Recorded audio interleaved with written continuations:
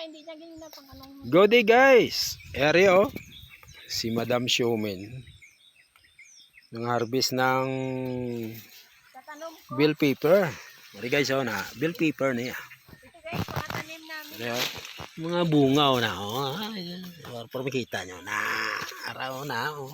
Ilalim mo. Iyaon. Laki. Ah. Oh. Order na kamo di. Ano, na bunga. Dahil bunga. Yan. Harvest.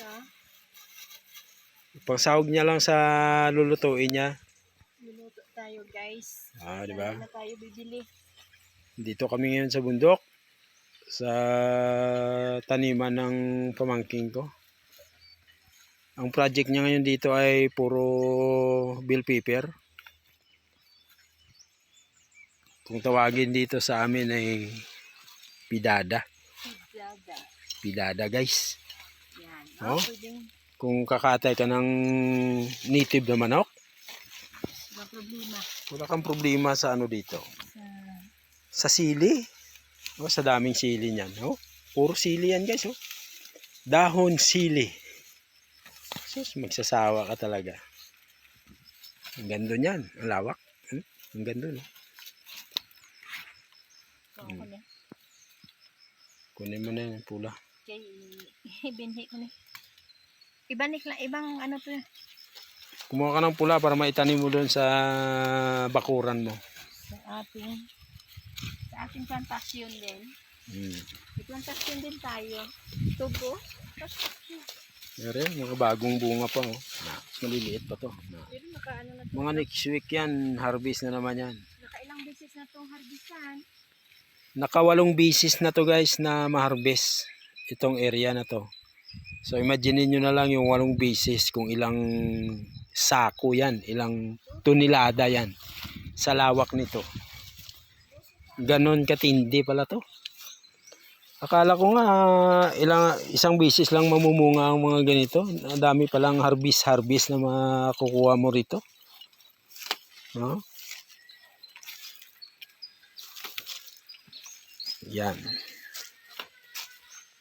Dito nang gagaling yung kapag namalingki kayo. Dito nang gagaling yung mga supply ng mga binibili yung mga pangsahog ng mga sili. Siling malalaki, siling maliliit. Dito sa bundok guys. Yan, puro sili yan. Nakikita nyo na yan, kulay green na yan. Puro sili yan. Bell pepper to, yung malalaki na ano. Ito, maliliit na lang ang bunga nito guys. Dahil, pang 8 harvest na to. Yan o.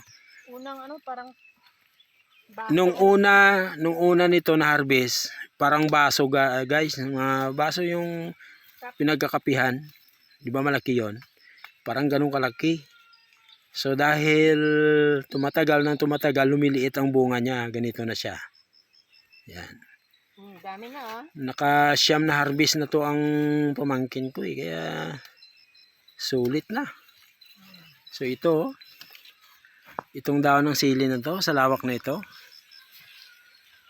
bubunutin na lang to. Pero sa tindahan, mahal-mahal to eh.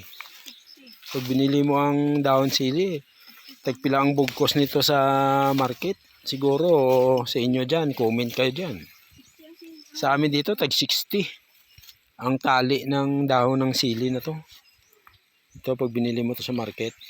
Pero dito guys, pag babaguhin na to lahat, binubunot lang yan, tinatapon na lang yan. No?